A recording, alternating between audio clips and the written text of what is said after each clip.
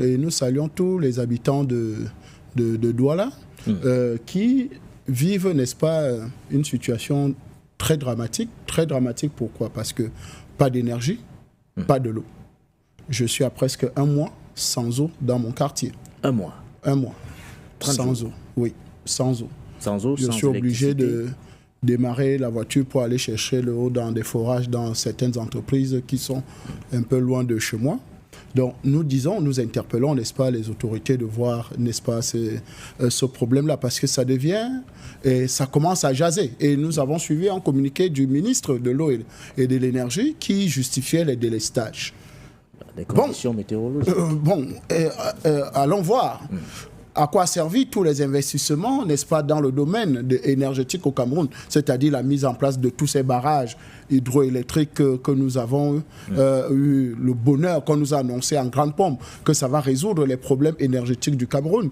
Et où, en passant, on est toujours là en attente de la reprise de Eneo, parce que le gouvernement camerounais avait dit que c'était terminé avec Eneo, et donc elle va renationaliser, n'est-ce pas, Eneo, parce que c'était d'abord l'ancienne Sonel qui a changé, muté, et pour devenir Eneo. Et donc, on attend toujours, et que la CNPS, n'est-ce pas, était prête à y mettre des moyens pour justement la gestion. Donc, nous sommes là dans une situation assez préoccupante où les populations de Douala n'ont pas d'eau, n'ont pas d'électricité, mais subissent, n'est-ce pas, un acharnement des agents des Néo, un acharnement avec des menaces dans les quartiers, et où j'ai surpris, n'est-ce pas, de nombreux jeunes se mobiliser en train de dire qu'ils vont voir comment ces agents vont encore, n'est-ce pas, les menacer. Et j'en ai prévenu quelques autorités en leur disant que voici la situation qui prévaut